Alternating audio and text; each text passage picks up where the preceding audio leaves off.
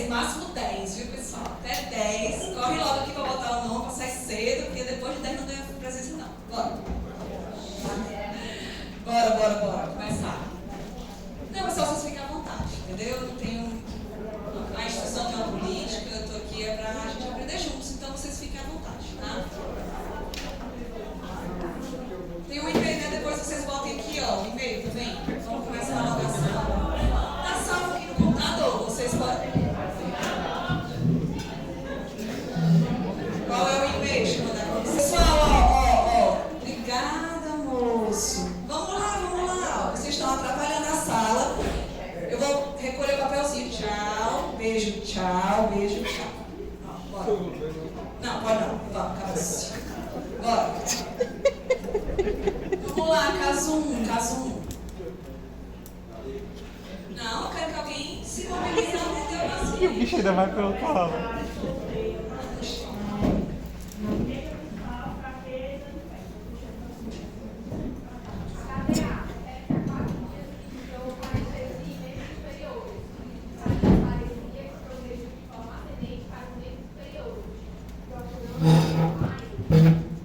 Atenção, médica. Refere-se a 2 semanas de quadro de diarreia autoimitado. Ao exame geral a febril, estado superficial, consciente, orientado, saturação de oxigênio 97% em ambiente, pressões respiratórias 32, frequência cardíaca 90, ausculta cardíaca, fisiológica, Ausculta pulmonar.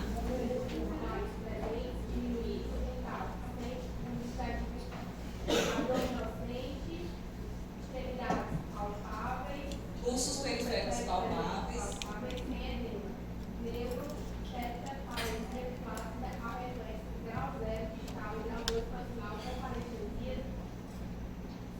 Isso. Todo mundo entendeu? Vamos entrando aqui no clima, certo? Um paciente com quadro neurológico agudo, né, de uma fraqueza de membros inferiores, ascendente para membros superiores, que chegou na emergência. E ao entrar na emergência, ele estava consciente, orientado, saturando 97% em ambiente, frequência respiratória 32, e o resto do exame neurológico, físico e neurológico, que chama a atenção, é uma fraqueza difusa. E aí, pessoal? Agora aqui no espelho. E aí? Propedêutica, exames que esses querem solicitar. Eletroneuro é importante, mas ficou marcada a eletroneuro para próxima quarta-feira, certo? Punção lombar, tudo bem. A enfermeira vai preparar material. E aí? A nossa aula não é de paralisia flácida.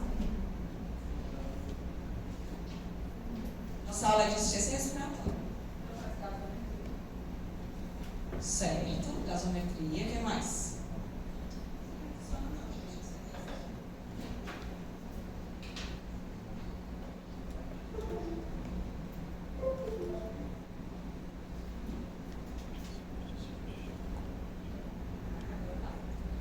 Agora foi. Gasometria só?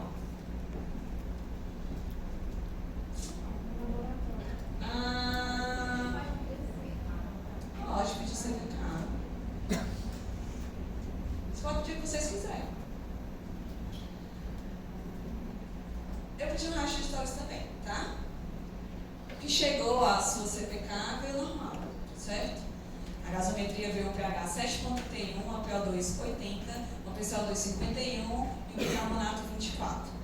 E o raio de tórax é ruim, a imagem fica ruim para vocês, mas o que a gente vê é um pinçamento das costelas, uma diminuição no espaço intercostal, quando está chegando, ó, pertinho aqui da parede torácica, o que mostra que ele não está totalmente insuflado, né? Uma insuflação. E aí? Paciente tem insuficiência respiratória? Chama não atenção lá.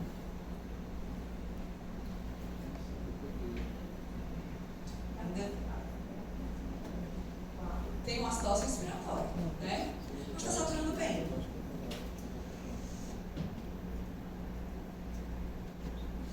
não esteja tudo bem, né? Senão vamos trazer comprimento.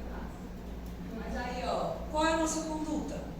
Ele tem uma acidose respiratória HB20. Qual é a conduta? Vamos observar, cateter de O2, ventilação não invasiva, cano nasal de alto fluxo e intubação traqueal. A gente vai discutir toda essa modalidade na aula, certo, pessoal? Com a indicação. Mas assim, né, pelo conhecimento atual de vocês, como é que vocês responderem essa pergunta?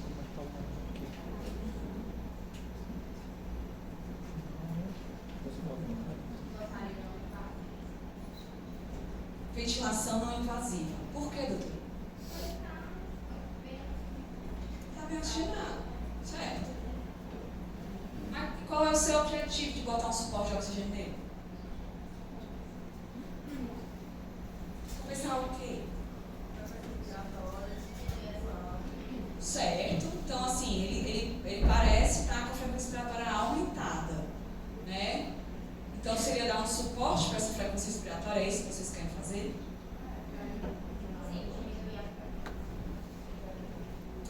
A frequência respiratória, vocês sabem o que é que diminuir a frequência, porque a frequência em si não é uma grande questão, mas é o produto da frequência, né? Que é o volume corrente, volume minuto, né? Então, vocês estão tentando melhorar o volume minuto dele, é isso?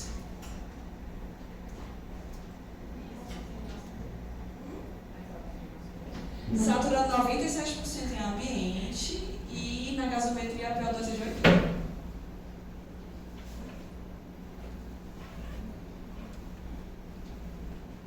Alguém acha que devia só observar? O colega lá acha. Está saturando bem, né? Tem um aumento da frequência respiratória, mas está consciente orientado saturando bem. Observar. Uma possibilidade. Alguém acha que colocar cateter de oxigênio? Não. Já estou feliz. Está saturando bem, precisa de oxigênio. Tudo bem. Como é teu nome? A Kailinha acha que a ventilação não invasiva é uma possibilidade para melhorar o suporte respiratório. E a cânula nasal de alto fluxo? Alguém acha que é uma possibilidade terapêutica? Intubar. Alguém quer intubar esse paciente? Pois a resposta é intubar o paciente, a gente vai ver por quê, certo? Qual é a doença de base? Alguém tem que ler, cadê, doutor? Eletroneurolíquico, qual é a doença de base do paciente? Provavelmente o Guillain-Barré, uma tetraparesia flácida, a reflexo, né? Que localiza provavelmente no segundo neurônio motor, porque também tem parestesia, que teve um pródromo de diarreia 4 dias antes, ou podia ser vacina, né? Enfim, o Guillain-Barré. E assim, só para a gente pegar o gancho, como é que a gente trataria o Guillain-Barré dele? Imunoglobulina, uma endovenosa ou plasmaférese. Aí, eu digo para vocês que esses tratamentos demoram para fazer efeito, certo? Demoram. Ela demora, né? Você faz 5 a 6 sessões de plasmaférese, demora um tempinho. Às vezes a resposta é rápida, mas não é em horas. Então, eu vou logo dizendo que nós vamos intubar esse paciente e é agora, tá? Vocês vão entender por que ela não está. Vamos para o nosso caso 2. Mulher.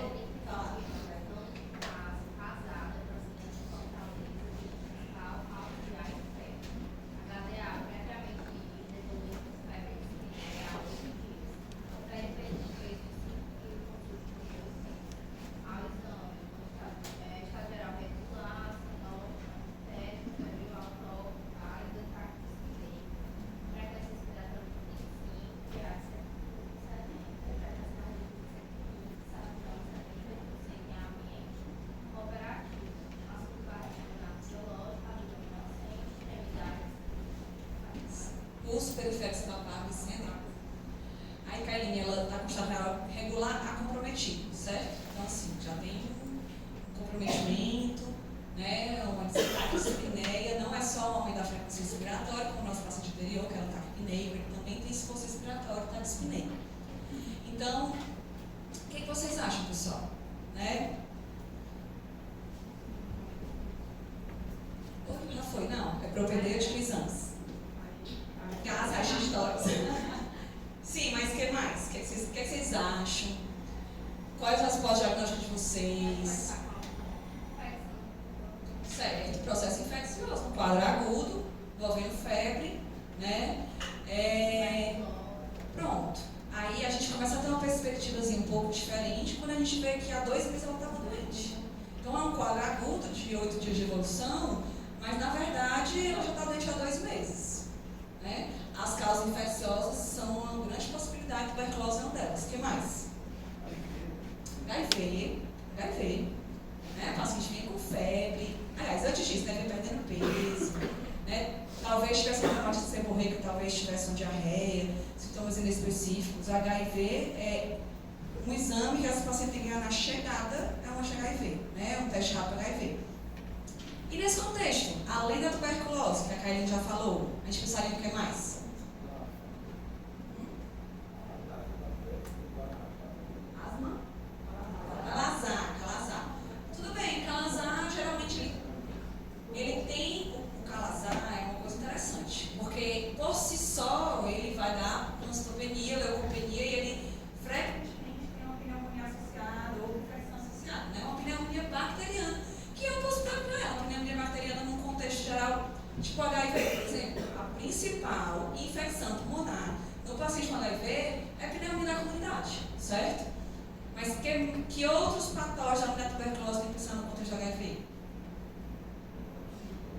Pneumocistose, certo? Pneumocistose.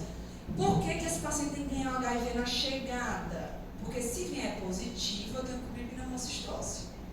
E aí, o tratamento é diferente. Eu não vou fazer ceftriaxona com azitromicina, eu não vou fazer preparação de casobactam, nem oxidacilbactam, são esquema, nem moxifloxacino.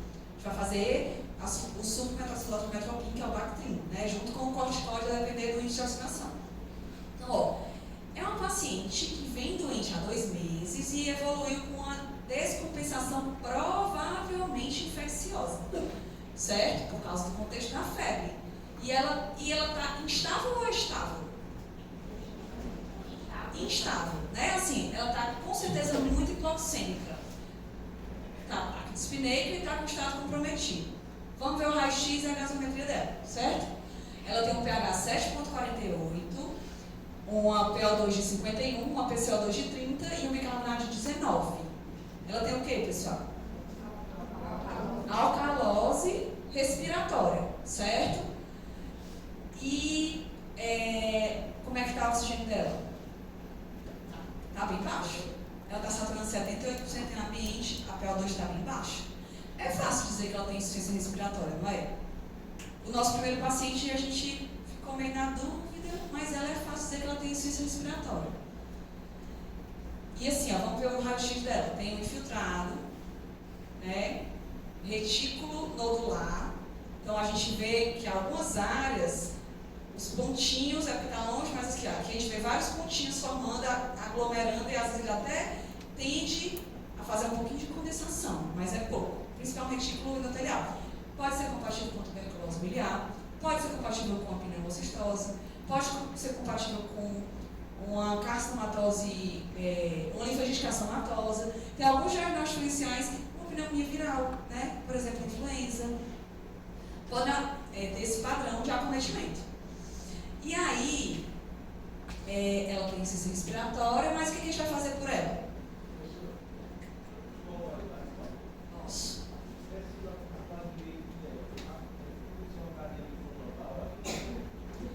Essas bolinhas aqui? É vaso cortado. Quando é muito próximo ao hilo, é difícil a gente dizer que é linfonodo no raio-x, né? O linfonodo, geralmente, porque eles são mediastinais, eles ficam com um mediastino alargado. Aqui o raio-x dela está rodado, a traqueia está bem aqui, né? Não está tão bom de ver, mas esses nódulos muito próximos do hilo são vasos vistos dessa forma. O vaso está indo para frente e o raio-x fez como se tivesse cortado o vaso no meio, certo? Sim, pessoal, o que a gente vai fazer por ela? Catéter nasal. Alguém quer ir para a VNI?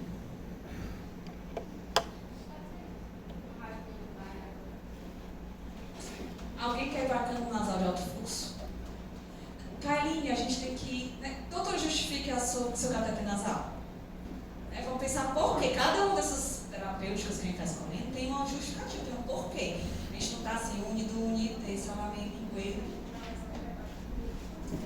Baixo fluxo. Pronto, cateterizado baixo fluxo, eu dou oxigênio de forma limitada, certo? Não consigo dar, eu só consigo dar até 6 litros por minuto, que a gente vai ver que isso aumenta aqui, chega um FO2 todo de 40 e pouco, certo?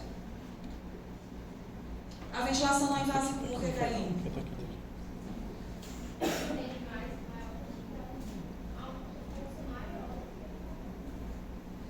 É verdade. Ela está achando muito ruim. Então, a ventilação não invasiva, acho que é uma possibilidade. Alguém quer fazer alto fluxo?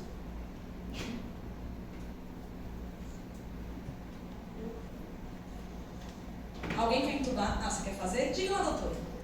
Quer fazer alto fluxo?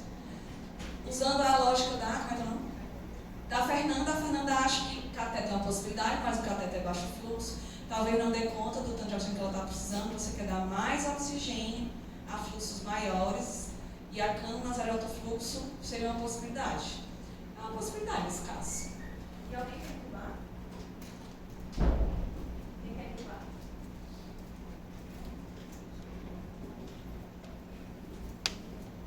Ninguém quer entubar? Bom, as duas possibilidades terapêuticas são cano nasal alto fluxo ou intubação orotraqueal. A gente também vai ver por quê. Nós já começaram a entrar no rumo, certo? O catéter nasal provavelmente não vai dar conta do tanto de oxigênio que a paciente precisa, né? E a ventilação não invasiva a gente já vai ver que não é a primeira escolha terapêutica para ela, vai ver por quê, certo? Qual de base vocês já foram muito bem, é a HIV pneumocistose, né? E aí, tanto na chegada que pediu LDH, a gente vê a gasometria e a hipoxemia dela, né? A PO2 dela está muito baixa, está abaixo de 60, né? 70 é o valor de corte, na verdade, para a gente fazer corticoide com bactrim. Então, se o HIV dela for positivo, ela já vai ganhar cobertura antibiótica na comunidade, bactrim e corticoide, certo? Vamos para o nosso caso 3. Quem pode ler?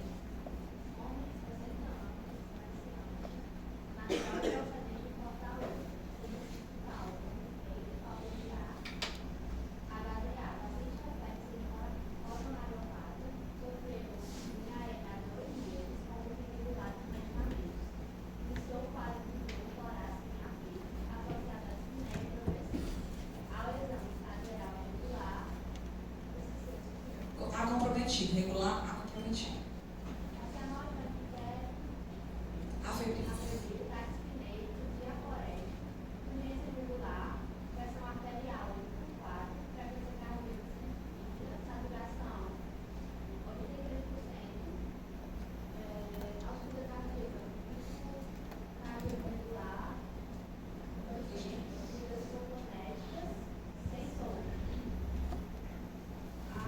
Nossa pulmonar.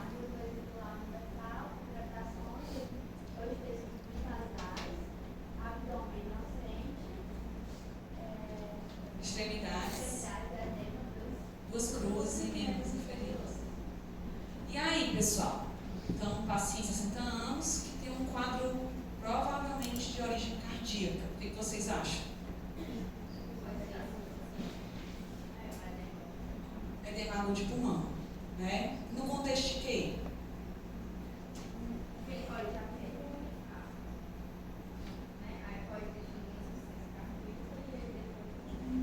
Exatamente, ó, não tomava muito bem os remédios, né?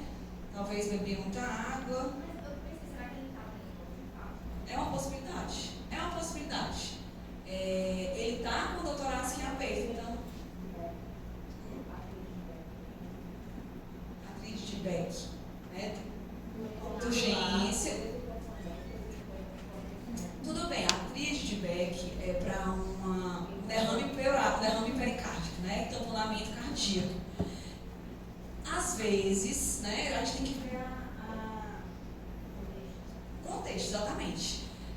ele teve, é o mais provável aqui, aquele de descompressão dessa cardíaca, talvez com um novo infarto. O próprio derrame pericárdico faz parte da síndrome de Dressler, né? Pode ser secundário a uma insuficiência cardíaca descompensada ou a um novo infarto. Pode acontecer. Mas geralmente não é a causa da descompensação, a causa é o próprio insuficiência cardíaca, tá? A gente vê esses contextos da pericardite constrictiva, né? Ai, cara, eu devia ter... Olha, vocês têm sorte, porque eu mandei as questões ontem à noite. Pericardite constrictiva, eu quase botei na prova de vocês, viu? Se tivesse dessas pessoas, eu tinha botado. A pericardite constrictiva, ela tem um quadro clínico próprio, né? Ela é uma insuficiência cardíaca direita, então o paciente tem hepatomegalia, edema de membros inferiores, pode até ter um pouco de ascite associado. Tem turgência jugular, e aí a gente vai ter o pulso paradoxal, né? Vai ter, que é quando você tem a dissociação, aliás, você tem uma exacerbação de um fenômeno fisiológico, que é a queda da pressão arterial na inspiração, né? Que é o pulso paradoxal. Mas assim, é um quadro clínico que o paciente vai piorando com o tempo. De forma mais curta, pode ser no contexto de uma uremia, por exemplo, uma urgência dialítica, o paciente pulou várias diálise, aí está com derrame pericárdico muito grande, ou um sangramento. Mas a própria pericardite aguda geralmente não dá um contexto desse, não. É mais quando é pericardite constrictiva que o pericárdio é mais rígido. Mas é um excelente agulha diferencial. Então, ele tem uma insuficiência cardíaca, talvez no contexto de um novo infarto, talvez não. Vocês sabem como é que a gente divide clinicamente essa cardíaca nos espectros, nos polos? Exatamente. Quente e frio, seco e úmido, né? Então, assim, a gente divide o paciente quente e seco, ele está na casa dele. Ele é bem perfundido e não está congesto, certo? Esse paciente, aí o paciente quente e úmido é o mais frequente de todos. É o edema agudo de pulmão hipertensivo. Esse aí é uma das coisas mais gratificantes da medicina que tem. É você ver um paciente que está para ser entubado, você começa o diurético, vasodilatador, e o paciente melhora na sua cara e fica bem melhor. Esse paciente, ele é frio e úmido. Ele não está bem perfundido, né? Ele está hipotenso. Provavelmente o tempo de enchimento capilar dele aqui é maior que 3 segundos. Talvez esteja com extremidades frias e pegajosas, certo? E aí, como é que eu manejo esse paciente? Isso é uma coisa, só para gente completar, né? Tem o frio e seco. Frio e seco eu dou volume, tá? Como é que eu manejo um paciente desse?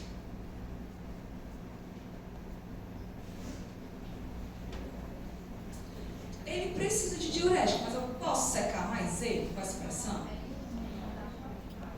Dá chocada.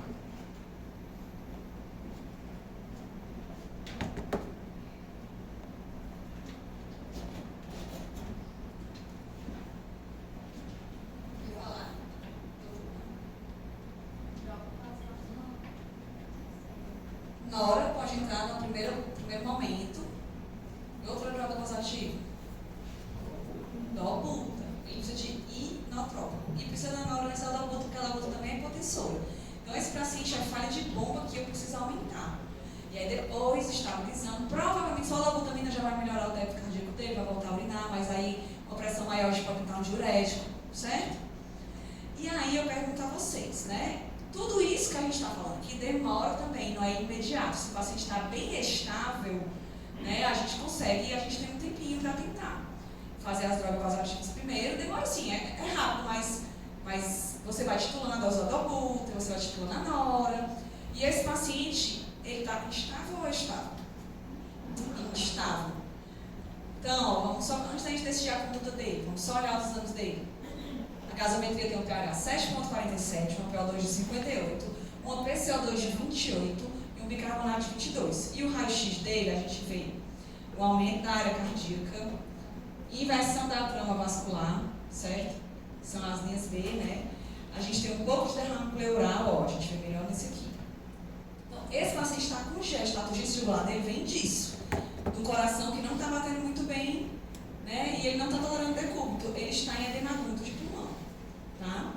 E aí, o que a gente vai fazer por ele?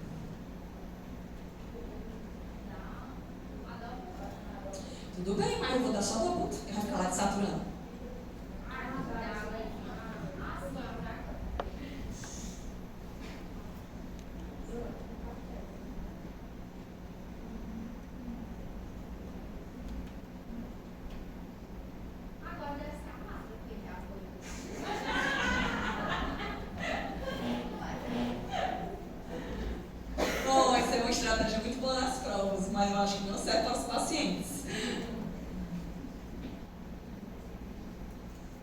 alguém vai fazer só catéter? Vou voltar a pergunta 1. Ele está instável ou estável? Estável, pessoal. Entubar. A gente tem que entubar, certo? Vai começar agora o primeiro, depois vai entubar. Mas aí eu tenho uma pergunta. A resposta é entubar, certo? Eu tenho uma pergunta. Se a pressão dele tivesse 180 por 110, com certeza, mas e qual seria a minha fonte de oxigênio? Ele estaria o perfil B, né? Quente e úmido. Esse mesmo paciente, igualzinho. Quando você viu a pressão dele tá 180, 200. O diurético ia, mas também não é milagre. Né? Eu vou deixar o paciente saturando 60, 82, 80, 78, 75.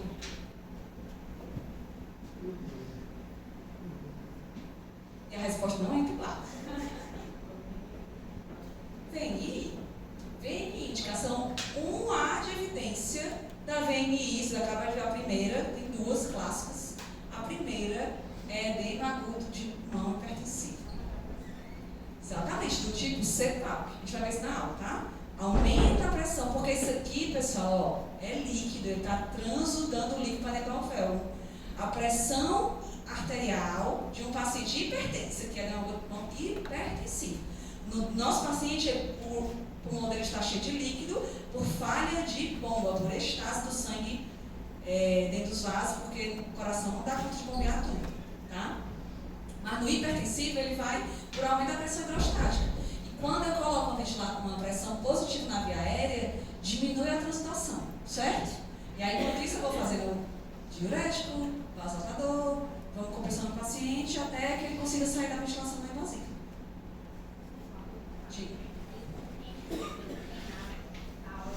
É em casa, não está no hospital, né? É o perfil A, ou assim, né? Antigamente era ABCD, hoje em dia o D virou L, né? ABCL, que é o logo, tá? E nosso último caso, para a gente começar a discutir a fisiopatologia. Pode ler.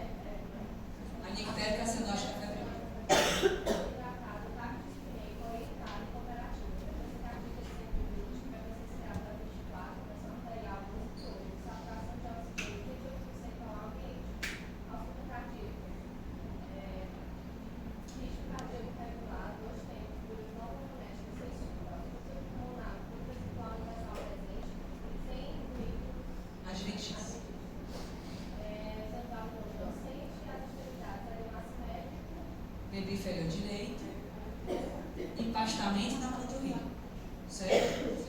E aí, pessoal? O paciente tem o quê? Um TEP. Eu tenho muito provável TEP, né? Vamos ver a gasometria e o raio-x de tórax dela. pH 7,45, uma PCO2 de 30, uma PO2 de 55, um bicarbonato de 26, né? Aí aqui, ó, a gente vê uma coisinha, ó, que bonitinha, ó. Né? Infarto pulmonar em cunha. Os achados do TEP são os mais variados possível, inclusive normal, tá? E a gente vai fazer o que por ela? Ó, frequência cardíaca 120, frequência respiratória 24, PA 12 por 8, altura 88 de ambiente, consciente orientado. A gente vai... isso é uma boa pergunta. Trombolítico.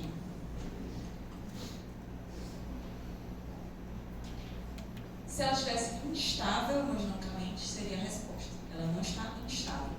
Ela está o quê? Estável. Ela está estável. Ela está desaturando, ela está estável, né? E aí? O trombolítico, ele destrói o trombo. Qual é a terapêutica antitrombótica mais simples? Anticoagulação. Anticoagulação plena. Enoxaparina por quilo. Rivaroxabana aqui, 20 mg dose 12, são algumas opções terapêuticas que a gente tem. Mas Vamos deixar ela desaturando? Não. Vamos fazer o quê?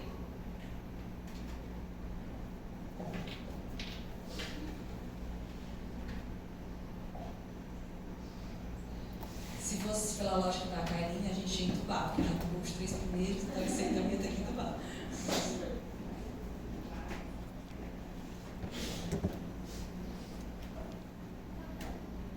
Catéter resolveria. Ela tá ótima. Ela tá bem, ela tem hipoxemia, mas ela tá bem. Né? Será que eu preciso aumentar o volume minuto dela? Será que eu preciso botar altos fluxos de oxigênio porque ela está muito hipoxêmica?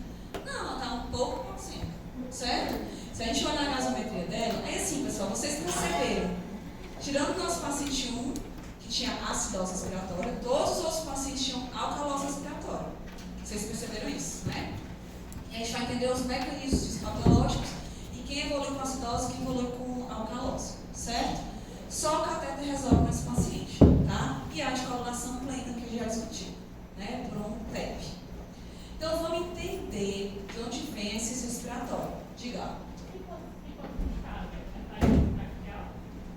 Sim, se ela estivesse instável hemodinamicamente, a gente ia ter que entubar, ia ter que fazer o trombolítico, né? Alteplase, necteplasma, são algumas opções terapêuticas, né? E às vezes, hoje em dia a gente também classifica o PEP com marcadores. Então, assim, se o eco vier muito alterado, se a troponina positivar, que mostra que o paciente tem disfunção cardíaca, também a tendência maior é ele precisar de terapêutica trombolítica, certo?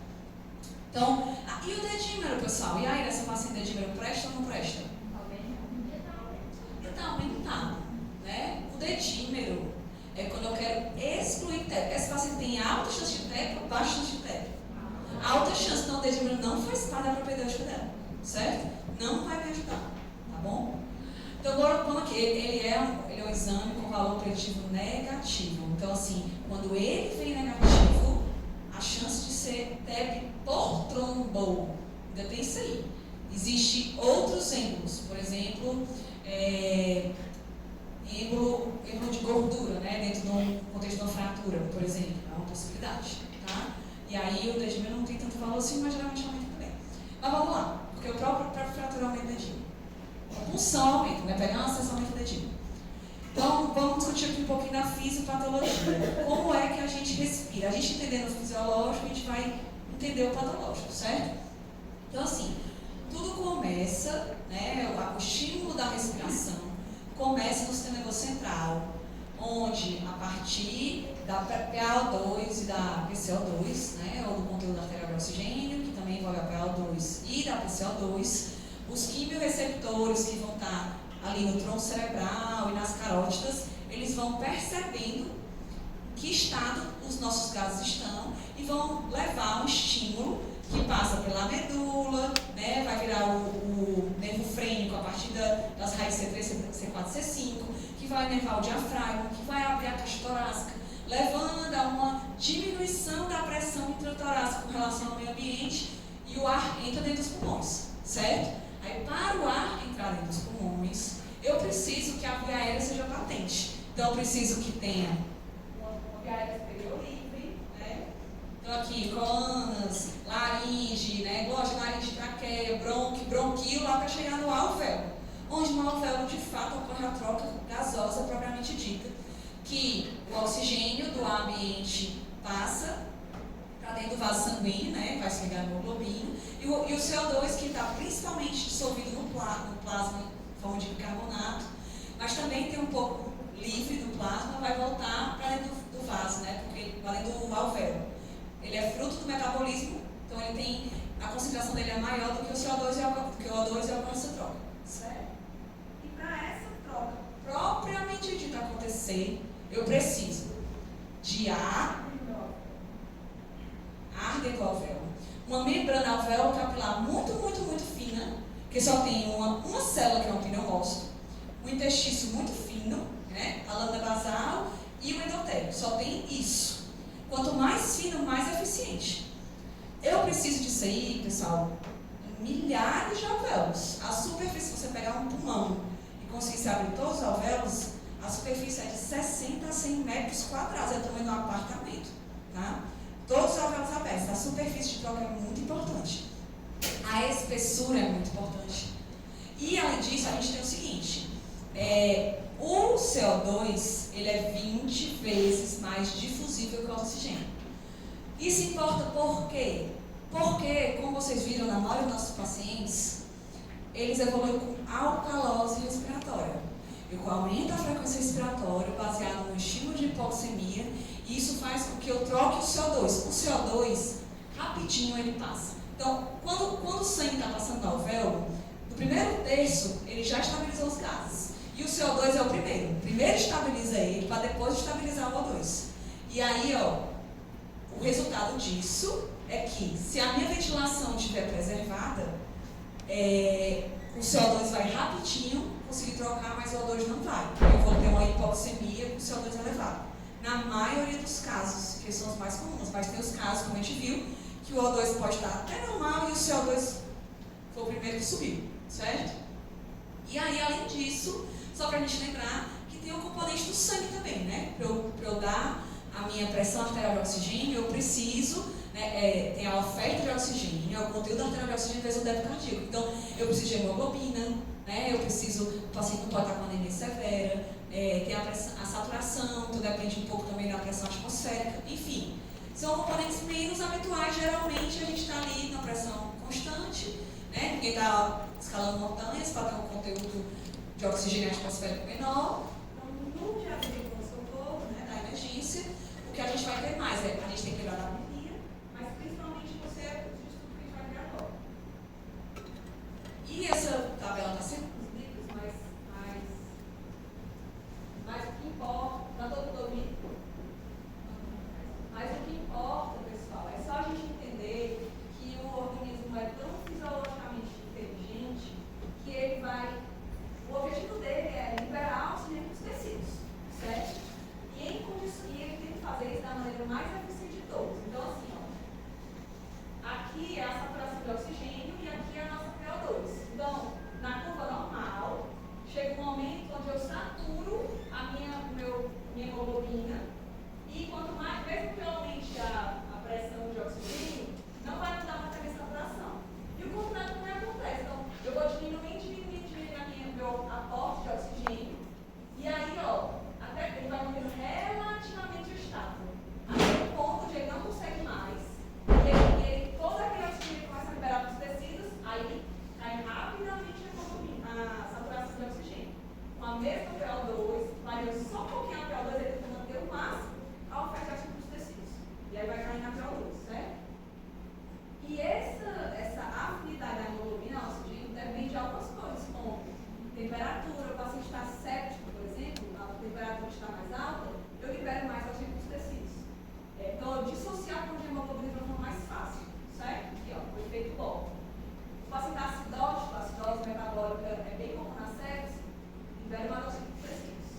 E também a 2,3 de fosfato glicerato, né? Também é uma substância presente nos processos inflamatórios, aumenta a oferta de oxigênio para os tecidos, certo? E a insuficiência respiratória é a falha desse processo, tanto pela dificuldade de ofertar oxigênio, como pela dificuldade de lavar o CO2, né? De expelir o CO2 produzido pelo metabolismo do corpo. E assim, em termos numéricos, gasométricos, isso se representa como o quê? Né? O paciente em ambiente, uma PO2 menor que 60, eu já vi algumas fontes de 55, mas hoje em dia, acho que 60 está bem mais estabelecido. E até CO2 maior que 50. Então, uma dificuldade de expelir o oxigênio é porque se acumule até uma CO2 maior, com PA, CO2 maior que 50. Certo? Isso paciente em ambiente. Na hora que eu oferto oxigênio para o paciente, eu já mudo a dinâmica, né? Porque existe, a minha FO2 do ambiente é 21%. Na hora que eu oferto para 30%, qual é o natural? A minha pressão arterial de oxigênio aumentar também. Então, é diretamente proporcional. Quanto mais oxigênio eu dou, mais a minha PaO2 vai aumentar. E aí, a gente tem uma fórmula, não sei se vocês são familiarizados com essa fórmula, que é o índice de oxigenação. Vocês conhecem? É mais ou menos assim, É só uma relação. Eu falei, é diretamente proporcional. oxigênio eu dou, mas a minha maior vai ser a minha PaO2. E aí eu perco o parâmetro para saber se aquele paciente está hipoxêmico só olhando para a PaO2. Eu vou ter que saber quanto de oxigênio ele está recebendo. Em ambiente eu já sei que é 21. Então a minha PaO2 por si, ela já me ajuda. Ou então eu posso colocar o índice de oxigenação considerando uma FO2 de 21%. Então, ó, vou só fazer aqui um exemplo, certo? Tem 2 pacientes na UTI. Nossa paciente, no caso 4, a UTEP, ela chegou, a gente fez o índice de oxigenação dela. Vou fazer valores aleatórios só para ser mais fácil, certo? Eu coletei a gasometria dela, ela estava em ambiente, e vamos supor que ela já tinha melhorado, né, daquela fase inicial, e a minha PaO2 dela, PaO2 estava 100. Em ambiente, o índice de oxigenação, IO2 é igual a minha PaO2, que é 100, dividido pela fração inspirada de oxigênio, que no caso é 0,21, que é 21%. Isso aqui dá quanto? Então, o índice de oxigenação dela é 476, certo? O nosso paciente do caso 3, aquele edema de pulmão, a gente entubou e colocou oxigênio a 100% para ele, certo? Ou seja, o IO2 dele, vamos ver quando é que dá. A gente coletou a gasometria e deu de novo uma PaO2 de 100. Só que vamos calcular o índice de oxigenação dele. O IO2 dele é 100 dividido por 1, porque é 100% de oxigênio. Então, isso aqui dá 100. Agora eu consigo dizer qual é o paciente que está mais hipoxêmico. É o paciente que está em ambiente ou o paciente que está entubado? O entubado. O entubado está com a FiO2, que é o aporte de oxigênio, tanto de oxigênio que ele está respirando, de 100%. Eu precisei dar 100% de oxigênio para ele chegar a uma pressão arterial de 100. E o meu paciente que não está entubado, com 21% de oxigênio, ele chegou a PaO2 de 100. Entendeu? Ficou claro? Para eu dizer, então, a PaO2 não me serve mais. Eu preciso do índice de oxigenação. Esse aqui é o IO2. Esse índice a gente classifica. O normal é acima de 300. Então, abaixo de 300 o paciente tem insuficiência respiratória. E abaixo de 200 essa insuficiência respiratória é grave. Tá? Então, para que o índice de oxigenação serve? Para a gente ver, para eu dizer a hipoglicemia num paciente que está tendo suporte de oxigênio, que só a PaO2 não é suficiente. Todo mundo entendeu isso aqui? Pronto. Muito grave, certo? Abaixo de 200 é grave. Antigamente, inclusive, a gente classificava assim, né? Leve, grave e muito grave. Agora é só leve e grave, certo? Um ou outro, né? Nosso paciente caso 1, que tinha uma PaO2 boa, mas tinha uma PaCO2 elevada, tem insuficiência respiratória, tá? Não se preocupe, eu não vou cobrar índice de oxigenação para vocês, é só para vocês entenderem o conceito que a PaO2 isoladamente, ela não me traz a informação do paciente que eu tenho mais oxigênio sendo ofertado. Que eu preciso saber o contexto e a fração inspirada de oxigênio para poder dizer se o paciente está hipoxêmico ou não. Certo? E aí, o que é que leva o paciente a ficar em insuficiência respiratória? Eu tenho 4 mecanismos clássicos. Muitas vezes eles se sobrepõem, eu tenho mais de um mecanismo de insuficiência respiratória. Então, o primeiro é o nosso caso 1. Hipoventilação. O paciente do Guillain-Barré, ele tem fraqueza diafragmática. Ele não consegue manter o volume corrente dele, o volume minuto. Ele inspira pouco por quantidade de ar. E isso faz com que o quê? Que o meu CO2 rapidamente se sature. E aí, ó, ele começa a reter CO2, reter, certo? O outro mecanismo, nós temos em caso 2, a alteração da difusão, a alteração da membrana. No caso, ela chama pneumocistose, que é uma doença que espessa a membrana alveolo-capilar de forma aguda dentro do contexto infeccioso, certo? O terceiro mecanismo, a gente vai ver aquela membrana alveolo-capilar, que ela tem que ser bem fininha, que tem que ser muito extensa para trocar os gases. Qualquer coisa que espesse vai dar alteração na membrana. terceiro mecanismo é a alteração na relação ventilação-perfusão. O paciente está... o nosso pulmão ele tem que ser ventilado e perfundido. E, naturalmente, isso ocorre de forma heterogênea. Os nossos ápices, eles são o tempo todo abertos. O alvéolo do ápice, ele faz só assim, ó. Mas o alvéolo da base, ele faz assim, ó. Certo? Do ápice faz só assim e da base, ó, assim. Então, o que é o normal? O nosso ápice, ele é até mais ventilado, mais perfundido que a nossa base. E quando eu estou diante do processo infeccioso, o organismo é tão sábio que ele aumenta a circulação das áreas mais ventiladas para poder manter o processo de troca, certo? Só que quando essa relação entre a ventilação e a perfusão, ela entra num desbalanço, eu vou ter a alteração VQ, ventilação e perfusão, certo? E aí a gente vai ver os polos bem direitinho. E o último é a inalação de gás com pouco oxigênio, que é infrequente no nosso meio, a grandes altitudes, por exemplo, intoxicação por monóxido de carbono. No livro de emergências clínicas ele coloca uma coisa que eu acho contrassenso, que é acabou o cilindro de oxigênio. Não, gente, se a pessoa está usando o cilindro de oxigênio, ela tem algum motivo para usar aquele oxigênio. E o fato de ter acabado não é a inalação de gás com pouco oxigênio, ela tem um outro mecanismo patológico. Mas ele só quis dizer que pode sobrepor. E frequentemente o do TEP é terceiro, é a alteração na relação ventilação-perfusão. Especificamente, o polo espaço morto, que a gente vai ver, não perfundiu. Eu tenho uma obstrução da circulação por um trombo dentro da circulação pulmonar. Isso é TEP. Aí eu transformei uma área que era um alvéolo, que era de troca, num espaço morto, que é onde não tem troca. A gente vai ver, certo?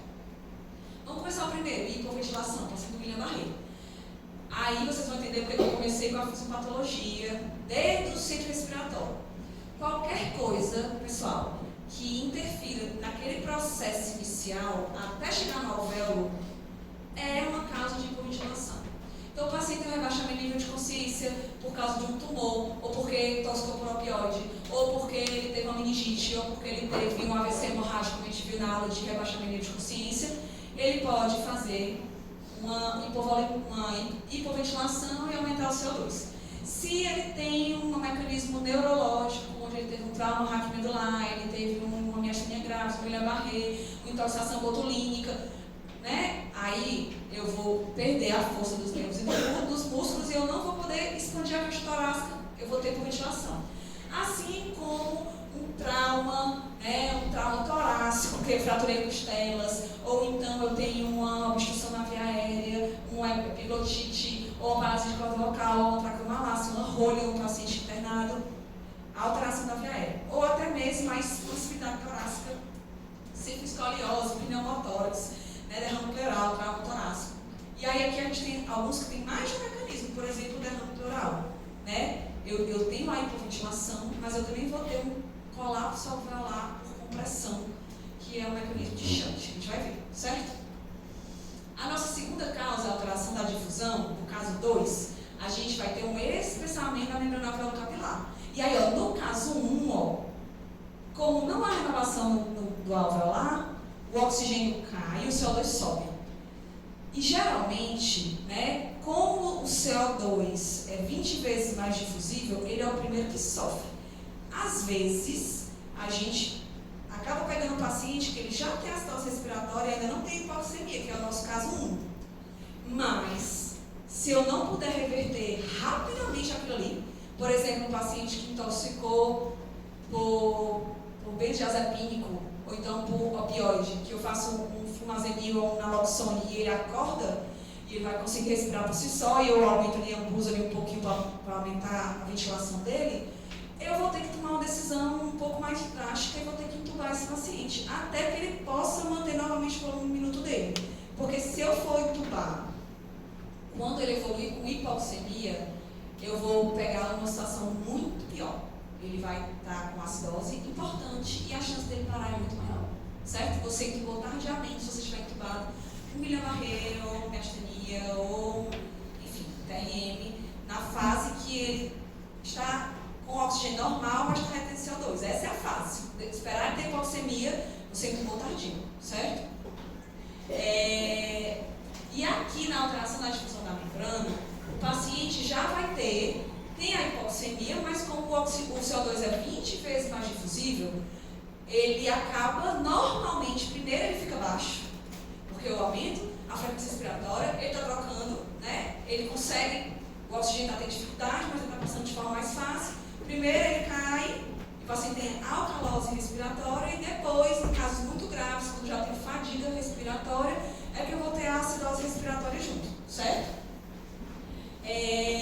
E aí, ó, você vai ter percapnia nos casos graves. Aí quais são as causas? A gente já viu.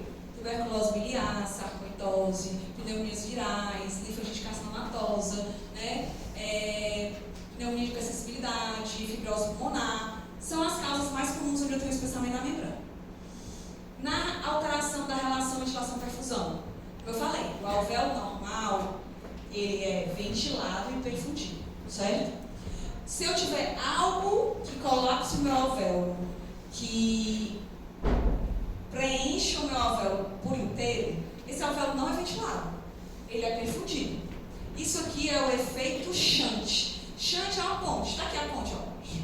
Eu peguei, como se eu tivesse pego o ato direito, né, onde eu estou recebendo todo o sangue venoso do paciente, do corpo do paciente, e fizesse uma ponte para o ato esquerdo, onde eu deveria ter um sangue renovado, mas o sangue passou pelo pulmão e não aconteceu nada. Não foi oxigenado, não foi ventilado. Então é um efeito shunt, é uma ponte. Como se eu tivesse feito uma ponte e tivesse passado pelo pulmão sem oxigenar o sangue, certo? Algumas pessoas, alguns autores usam o termo shunt intrapulmonar quando esse efeito shunt é muito severo. Tipo o pulmão de Sara. O pulmão de Sara todo branco, todos os alvéolos preenchidos, e o paciente não oxigena de jeito nenhum, e aí eles colocam um achado que é você dá oxigênio e o paciente não responde.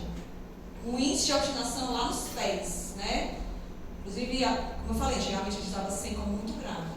Então, isso acontece porque o sangue, mesmo dando oxigênio, o sangue passa pelo pulmão, mas quase não consegue oxigenar. Eles chamam de shunt intrapulmonar. E existe ainda, alguns autores falam do shunt verdadeiro, que é praticamente incompatível com a vida. Né? A gente tem alguns shunts por más formações venosas, ou por doença hepática, também pode ter o shunt intrapulmonar, mas são casos raros. Esse é o principal mecanismo fisiopatológico na emergência, e principalmente por uma edema de pulmão, por uma pneumonia, certo? Por um pulmão de Sara, que preenche os alvéolos. Por outro lado, o espaço morto, o alvéolo está todo ventilado, mas a minha circulação está bloqueada. Isso aí é o TEP, por exemplo. Né? O TEP obstruiu a circulação pulmonar. E aí ele virou um espaço morto. Espaço morto é tudo que passa ar, mas não tem troca. Tipo, colanas, traqueia, até os bronquíolos, né? Um pouquinho antes. O bronquíolo já é considerado alvéolo, mas assim, até o brônquio é espaço morto. Se eu botar uma traqueia, aumentar a traqueia do ventilador, ele é tudo espaço morto. O ar sai do ventilador, passa pelas traqueias, entra pelo tubo, mas nada, em nenhum momento, até chegar no alvéolo, tem troca. Isso tudo é espaço morto, certo? E aí, ó, falando um pouquinho mais do shunt, que é o preenchimento ou colapso alveolar, né? O mecanismo mais comum para o socorro, a gente vai ter aquele padrão de hipoxemia com alcalose respiratória no início, depois, nos casos graves, é que eu vou ter acidose respiratória. Tem a vasoconstricção compensatória, que eu já expliquei para vocês, que é o organismo comprime os vasos dos lugares menos perfundidos, menos ventilados, e manda para os lugares mais ventilados. Inicialmente isso é muito bom. Isso mostra porque o paciente tem um TEP e fica bem, ou relativamente bem, e tem outros que tem um TEPzinho e desanda, porque não tem mais reserva, não tem mais vasoconstricção compensatória que dê jeito. Por outro lado, esse mecanismo pode sobrecarregar o coração, porque quando eu vasoconstrijo muitas áreas da circulação pulmonar, eu posso ter uma insuficiência cardíaca direita aguda. Vocês sabem como é que se chama? Cor pulmonar. É uma insuficiência cardíaca direita aguda, num contexto de uma, por exemplo, de uma causa pulmonar, né? Nesse caso, a vasoconstricção intensa da circulação pulmonar. E as causas? Pneumonia, edema agudo, SARA, hemorragia alveolar, contusão pulmonar, né? Grandes atelectasias, grandes derrames pleurais, grandes pneumotórax, eles tem um componente de hipoventilação, mas também tem um componente de colapso alveolar, né? Assim como o DPAC, que acaba, ele vai dando um colapso das vias aéreas, vai destruindo. Ele é um mecanismo misto, que eu posso ter tanto a ausência da ventilação, porque colapso a via aérea, como, na maioria dos casos, na verdade, o DPOC é mais espaço morto, porque eu vou destruindo os espaços alveolares. Então, antes os meus alvéolos conseguiam preencher um apartamento, agora só preenche uma sala, entendeu? Aí eu vou tendo grandes destruições pulmonares, um alvéolo que era desse tamanho aqui, e a superfície de troca diminui, porque cada paredezinha que eu tinha, eu trocava, agora eu só troco nas paredes grandes, né? Vai entender? Aqui é para vocês verem o que é um preenchimento alveolar. Por exemplo, o alvéolo normal está aqui, no edema de pulmão, eu encho meu alvéolo de líquido, também existe um espessamento da membrana, um edema da membrana, mas esse não é o componente principal, certo? E no processo infeccioso, por exemplo, a pneumonia, eu vou ter debris, né, pus, restos celulares, preenchendo aquele alvéolo. O espaço morto, já expliquei para vocês. É a falta da perfusão. Assim como um TEP maciço, né? Se eu clipar ali as minhas artérias pulmonares, é incompatível com a vida. Eu não tenho como. E aí, a gente, interessante, né? A gente ainda consegue até fazer uma circulação extracorpórea. A gente estaria bypassando de fato, né? Assim, tirando a circulação de dentro do pulmão e colocando uma máquina. Isso aí é até viável. Mas imagine se a circulação extracorpórea, como é que aconteceria, né? O paciente, inclusive, diferente, ele geralmente, quando é uma coisa muito grave, ele funciona logo com hipoventilação, porque se eu tenho uma obstrução quase completa, ou completa, né? Se dá completa é inviável, mas quase completa da circulação, o CO2 não vai conseguir elevar, aliás, não vai conseguir ficar baixo, como acontece nos casos dos outros tipos de insuficiência pulmonar, né? Tipo 1, que a gente vai ver o tipo que é causa pulmonar. Mas, enfim, se for um TEP menor, eu ainda consigo fazer o CO2 baixar um pouquinho mais, porque eu vou aumentar a frequência respiratória e vai elevar o CO2, né? E aí as causas de embolia pulmonar, choque circulatório, um paciente que não está conseguindo bombear o coração, ele pode, tanto ele vai ter o shunt, como ele pode, mas às vezes a gente coloca pressão positiva, por exemplo, na UTI, aí o pulmão, o alvéolo está até aberto, mas não perfunde, né, o pulmão. E elevadas pressões inspiratórias na ventilação, porque o alvéolo, pessoal, é assim, e aqui passa. Se eu pegar esse alvéolo aqui e fizer assim com ele, eu vou comprimir esse vaso. Isso pode dificultar, aumenta muito, inclusive, a pressão intratorácica e dificulta a minha troca gasosa por um efeito espaço morto, certo? Aqui é só o Covid, né? Graças a Deus, a gente não tem mais esse contexto, mas provavelmente vocês viveram o Covid no começo do primeiro semestre de vocês, né? E a gente acaba tendo um mecanismo severo de hipoxemia no Covid clássico, né, inicial que a gente viu, por vários tipos de mecanismo. Ele tem o shunt, né, ele acaba fazendo o shunt, que é aquela fase low do Covid, onde eu vou ter o vidro fosco, né, na tomografia, o preenchimento alveolar por exudação. E ele também tende a fazer microtrombos, certo? Então, ó, vai fazendo trombo na circulação e, além disso, ele tem onde eu esperaria que tivesse a vasoconstricção compensatória, o Covid faz uma vasoplegia. Então, o paciente tem dificuldade de manejar a vasoconstricção respiratória porque ele faz uma vasoplegia. Por isso que a insuficiência respiratória do Covid foi tão severa, tão intensa. Certo? E aí a gente separa esses mecanismos que eu falei para vocês em dois tipos. Tipo 1 ou tipo 2. A insuficiência cardíaca tipo 1 é a causa pulmonar. São todas aquelas menos a hipoventilação. Resumindo, a origem está no pulmão. Então, é a alteração da difusão, é a alteração da relação ventilação-perfusão. E aí eu vou ter aquele polo onde o paciente tem a hipoxemia, pode ter o CO2 baixo, normal ou alto nos casos graves. E o gradiente alvéolo arterial, que eu vou explicar para vocês o que é, ele é aumentado, certo? Diferente da ira tipo 2, ciência respiratória tipo 2, onde eu tenho como mecanismo principal a hipoventilação, ou seja, a causa está em todo lugar, mas não no pulmão. Está no sistema nervoso central, está no sistema, no diafragma, no nervo frênico, está na caixa torácica, está na via aérea, mas não está no alvéolo. A hipoventilação é o mecanismo principal. E eu vou ter, né? O CO2 vai aumentar bastante, vou ter a acidose respiratória e o gradiente alvéolo arterial é normal, certo? Aí eu vou explicar para vocês o que é o gradiente alvéolo arterial de oxigênio. É o que está no pulmão, ou a alteração da membrana alvéolo capilar, ou a alteração da relação ventilação-perfusão, shunt ou espaço curto, certo? E a tipo 2, e se eu tivesse, por exemplo, inalação de ar com pouco oxigênio, que é aquele quarto mecanismo que é muito infrequente, também seria tipo 1, né? Aliás, na verdade seria tipo 2. Mas eles nem classificam, porque não vem ao caso. O gradiente alvéolo arterial de oxigênio, pessoal, o nome já diz, gradiente, diferença, certo? Eu vou desenhar não, só se vocês não entenderem com as figurinhas que eu já coloquei. Então, o gradiente alvéolo arterial é a diferença do oxigênio dentro do meu alvéolo para dentro do vaso, certo? E aí eu não quero que vocês aprendam essa forma, não sei essa forma decorada, vocês têm que aprender o conceito, certo? Quando eu tenho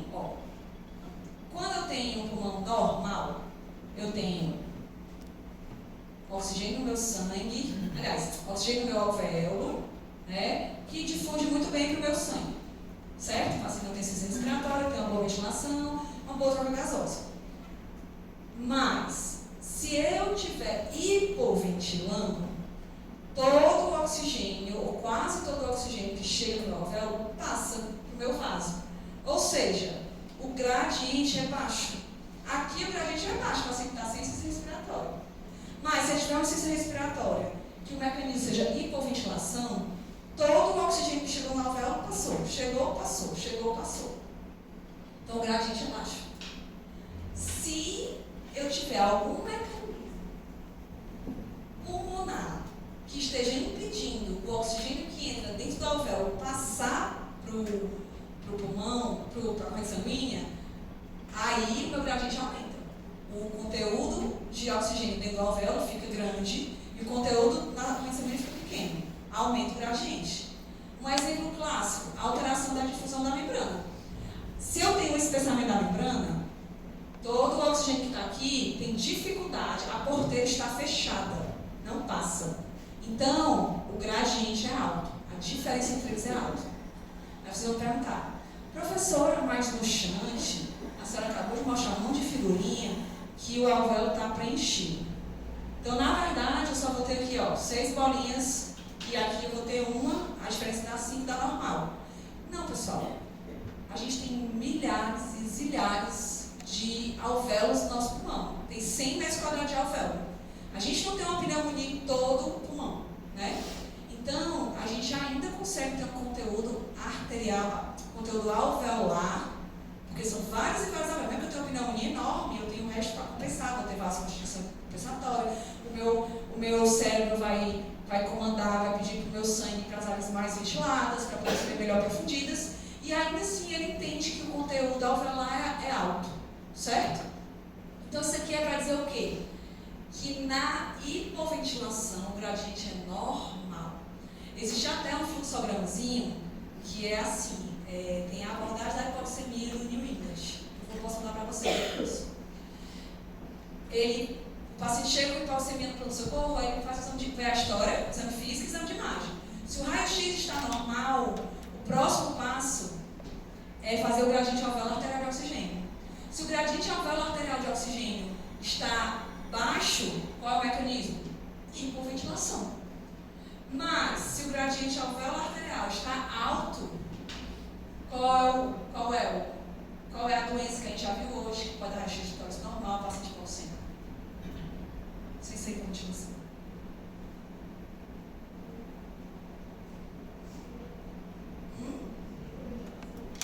sem ser hipoventilação, a hipoventilação pode é normal. A gente viu 2 casos hoje, o raio-x praticamente normal. O caso 1, o caso 4. O TEP, ele pode vir com raio-x normal. Então, se o paciente chega na emergência, o raio-x é normal, faz a gasometria, o gradiente alveolar arterial é aumentado, opa, não é hipoventilação sozinha. Tenho que fazer um STC. Olha o pulo que eu dei, né? O salto que eu dei, vai direto para o STC. Para ver se não é TEP. Porque seria uma causa de gradiente alveolar arterial aumentado, não é normal. Vocês entenderam, então? O gradiente alveolar arterial é para saber se o paciente está com hipoventilação. É para isso que ele serve, certo? Se tiver hipoventilação associada a outro processo pulmonar, o gradiente também aumenta. Então, na ira de pulmão, que é pulmonar, hipoxemia, com PCO2 baixo, normal ou até elevado nas causas graves e o gradiente aumentado. Caso extrapulmonar, tipo 2, hipoxemia com hipercapnia, o gradiente normal. Casos mistos, onde eu tenho mais de um componente, hipoxemia com hipercapnia e gradiente elevado, certo? Agora vamos para a manifestação clínica. Na verdade, é muito variável, depende da reserva do paciente, né, de outras comorbidades, da idade, depende de uma série de coisas, do tempo de instalação da doença. Um paciente que foi com fibrose pulmonar insidiosa por anos, ele tem muito mais adaptabilidade à hipoxemia do que um paciente que tem um paciente de uma vez, né? Mas geralmente a gente vai ter taquipneia, respiração paradoxal, musculatura acessória, baixo mediagem de nariz, tiragem intercostal, né? Aquelas dificuldades de respirar usando a musculatura acessória. Pode ter cianose, sudorese da cardia e alterações do nível de consciência, né? Principalmente, depende também da instalação, se o paciente vai estar primeiro agitado ou sonolento, né? Ou se também tem retenção de CO2 associado, que geralmente dá mais sonolência. A chave da pulmonar também depende da doença de base, né? Aqui é uma tentativa de diferenciar, pessoal, a gente poder, né? Geralmente o paciente tem sinais de necessidade de musculatura acessória e pode alternar em desde a sonolência até a agitação com diaforese. Diaforese é aquele paciente que está, né, com sudoreico, com angustiado, certo? Pode ter até flebre, né? Hipercapnia, tremor, cefaleia papiledema, né? E na hipoxemia, o paciente pode ter confusão muito com rebaixamento de consciência, hipertensão e outra. E a propedêutica, né? A gente vai pedir gasometria e raio-x para todo mundo, né? Como vocês já viram, faz parte. A gasometria, bem dizer, tinha uma residente minha que quando ela era interna, ela dizia que faz parte do exame físico, né? Complementa o exame físico. E hoje em dia, né, provavelmente vocês vão ter o POCUS, situação POCUS, como logo depois da gasometria, né? Tem gente que vê tudo pelo ultrassom, né? É treinado, faz tudo pelo ultrassom. Então, inicialmente, antes de eu pensar nos exames complementares, eu vou estabilizar o paciente. Passo 1, eu movo. Monitorização, oximetria, acesso venoso, certo? Aí eu vou, dentro do contexto de um paciente que tem uma disfunção muito grave, com risco de morte, né? A gente vai fazer uma anamnese e o exame físico direcionados. Gasometria, né? Raio-x de tórax. E vai olhar, né, assim, se tiver acesso, se souber usar o POCUS, e aí vai ver o contexto clínico. Nosso paciente do caso 1, né, na verdade, pouca coisa me ajuda. A clínica já vem dizer a dar o diagnóstico com a gasometria, né. Entretanto, quando o paciente tem o elétrico, pode ajudar, pode ver uma síndrome coronária aguda do nosso paciente, ele pode ver uma isquemia prévia, pode ter um S1, Q3, T3, que é indicativo de quê? S1, Q3, T3.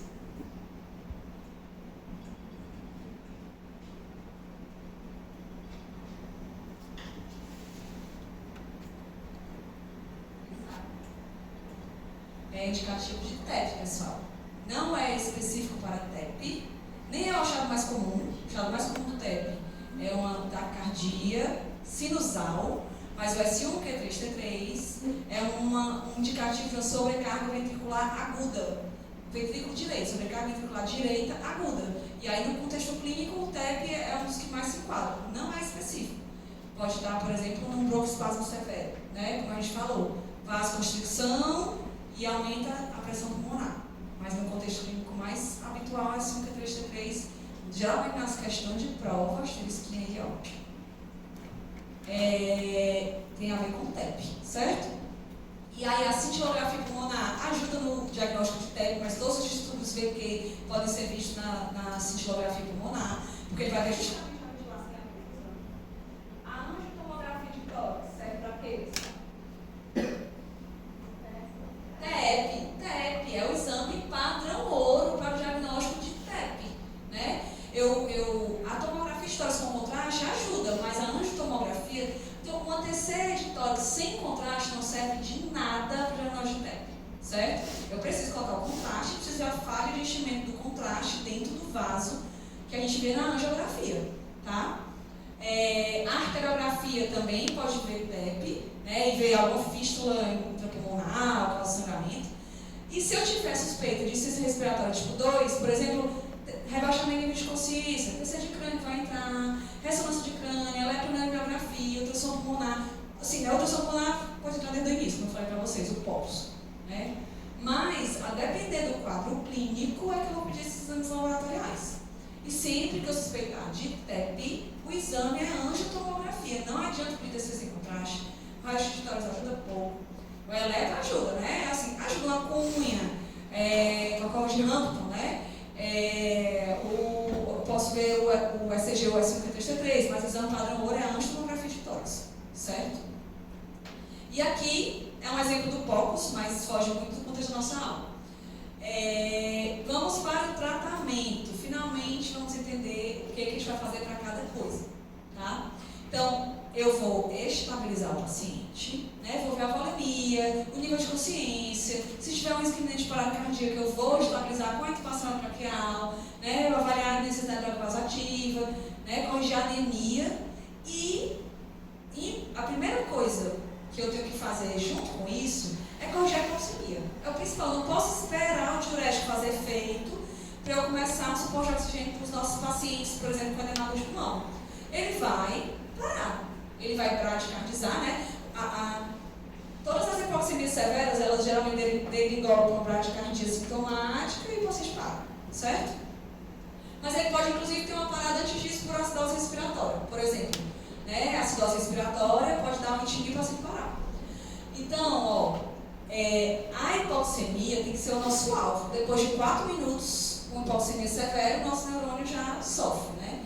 E é uma causa de morte encefálica. Hipoxemia difusa pode levar a um dano neuronal difuso com morte encefálica. Então, a gente tem que realmente tentar reverter isso aí.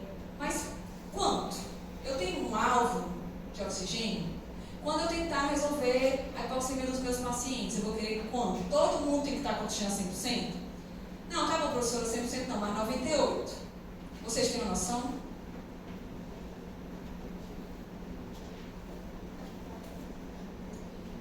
Vai depender da doença de base. Não existe um número fechado, mas hoje em dia já se sabe que a hiperóxia, que é quando a gente dá suporte de oxigênio de forma desnecessária ou aumentam.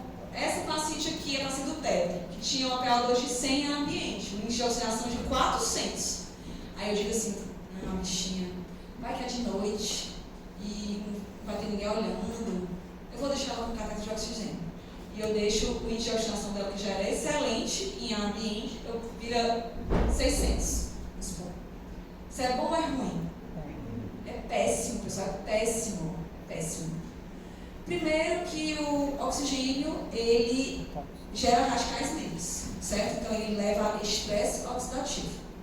Segundo, que ele também mexe na circulação pulmonar. A gente viu que a hiperóxia dá vasoconstricção, mas aliás, a hipóxia dá vasoconstricção, mas a hiperóxia também altera a circulação pulmonar. E pode evoluir, e assim, algumas horas de oxigênio já mudam a dinâmica da circulação pulmonar. Então, no contexto de infarto do miocárdio, por exemplo, o alvo é 90. Pacientes que entraram no pronto-socorro, que chegaram com saturação maior do que 90 e que tiveram suplementação de oxigênio, eles tiveram maior mortalidade, certo?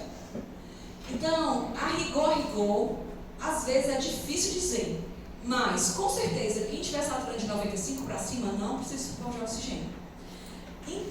suporte de oxigênio não é a mesma coisa de suporte ventilatório. Vídeo nosso paciente do caso 1, professora, a senhora disse que eu ia ter que entubar o William Barret. E ele estava saturando 97%. Eu não concordo com a senhora. A senhora acabou de me dizer que quem estiver saturando mais que 94% não é para entubar. É outra questão, pessoal. A insuficiência respiratória dele é tipo 2. Ele tem necessidade de volume corrente. Professora, a gente vai ver aqui a VNI, né? A ventilação não invasiva. Ela também pode dar volume corrente. A gente vai... Só que no caso do William Barret, o paciente não vai melhorar em horas e a VNI não é contínua. Mas vou voltar para cá. Então, todos os pacientes acima de 95% não precisam de suplementação. Né? Abaixo disso, a gente vai ver cada caso. Mas, em geral, não precisa. Dentro de um ambiente monitorizado, né? Tá na enfermaria da 92, tudo bem.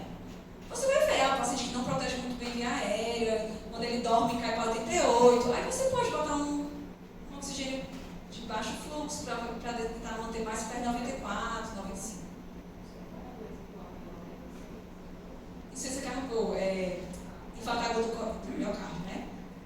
E aí, tem os pacientes que eu preciso, na verdade, que manter acima de 92% é mais prejudicial ainda, que são os retentores crônicos de CO2. Então, um paciente que é DPLC exacerbado, naturalmente, ele tem a saturação dele 90, 91. Quando ele chega no pronto-socorro, aí você lembra daqueles quimioreceptores que eu mostrei lá na carótida e no tronco cerebral. Eles já são acostumados ao paciente ter elevados níveis de CO2, porque eles são retentores crônicos de CO2. Então, são pacientes que toleram acidose respiratória de base.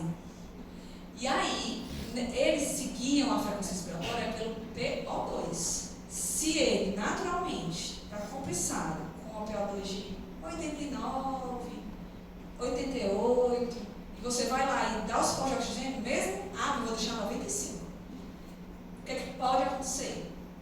O centro respiratório dele disse, vixe, eu preciso diminuir a minha frequência respiratória, porque o meu PCO2 já é sempre alto, eu não me guio por ele, eu me guio pelo meu PO2. Se está alto demais, eu vou diminuir o meu estímulo da frequência respiratória. E o paciente que já era retentor crônico de CO2, retém ainda mais e faz uma acidose respiratória aguda na sua cara. Sonolento, rebaixado. E aí você transformou o paciente compensado num paciente descompensado porque você deu oxigênio para ele, certo? Então, nesses pacientes, o alvo é 88 a 90, 92, certo? E aí, a gente também tem que avaliar a necessidade aérea definitiva, principalmente nos pacientes instáveis, e tratar dessa de base. Então, vamos lá. Suporte de oxigênio. Eu posso dar suporte na cânula nasal de baixo fluxo, onde eu tenho um fluxômetro ligado numa fonte de oxigênio da parede, eu titulo tanto de litros de oxigênio que eu quero, ele passa por um umidificador, né, para ficar menos desconfortável para o paciente, e aí um cateter tipo óculos, né, onde eu prendo aqui na frente, aqui, ó, esse é o jeito certo de prender, e aí vocês têm noção de quanto cada litro de oxigênio aumenta? Então, 1 litro aumenta quanto a minha FO2? 3 a 4%. Então, se a minha FO2 do ambiente é 21 e eu boto 1 litro, aí eu vou para 24. Se eu boto 2 litros, eu vou para 27, 28. Se eu boto 3 litros, eu vou para 31, 32. Entendeu? Então, é assim que a gente calcula, parte do 21 e vai adicionando 3 a 4 litros. Já a máscara Venturi, o mecanismo dela, ela turbilhona o ar, então também tem uma fonte de oxigênio ligada ao fluxômetro, que se liga nessa máscara aqui. E eu tenho essa pecinha, que é de fato a Venturi, que a gente chama, onde o ar passa. Aí cada pecinha dessa, aqui embaixo ele diz quanto litro de oxigênio por minuto você tem que deixar, e quanto de FO2 isso vai dar. Então, a laranja geralmente é 50%, e geralmente você precisa colocar 15 litros por minuto, certo? Mas isso aí tem que ver o fabricante, porque o fabricante pode dar com a cabeça dele, não, eu gosto lá de verde, eu quero que verde seja 50%, tá? E aí o que acontece? Como é que é? O ar ambiente,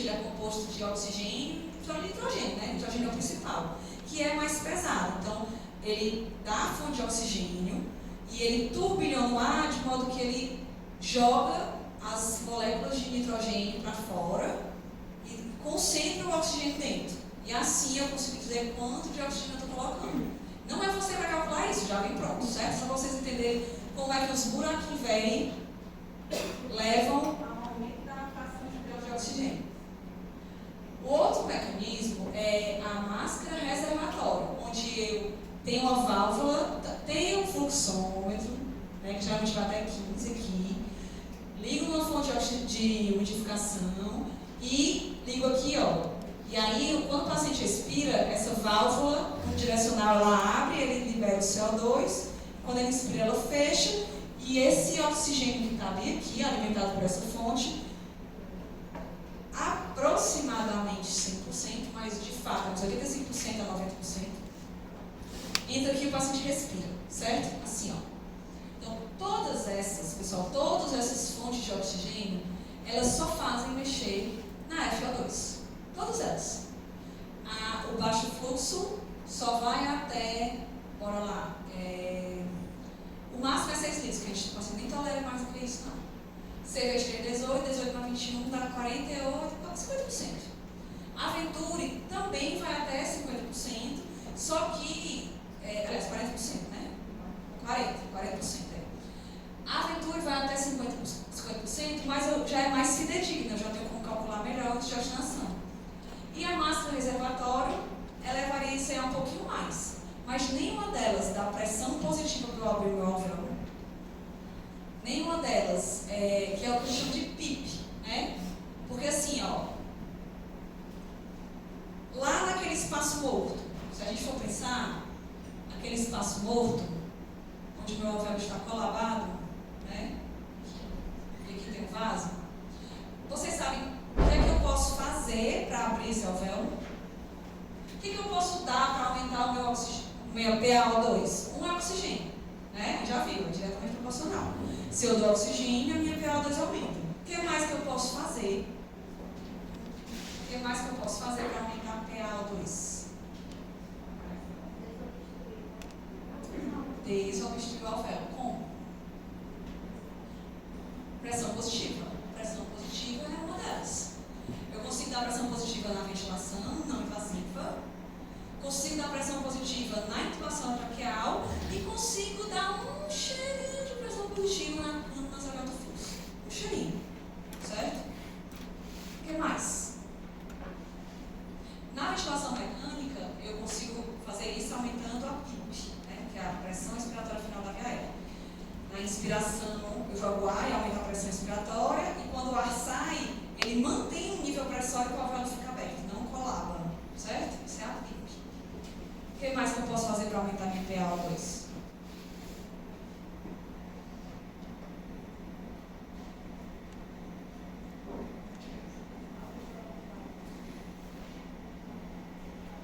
Como é que eu recruto alvéolos?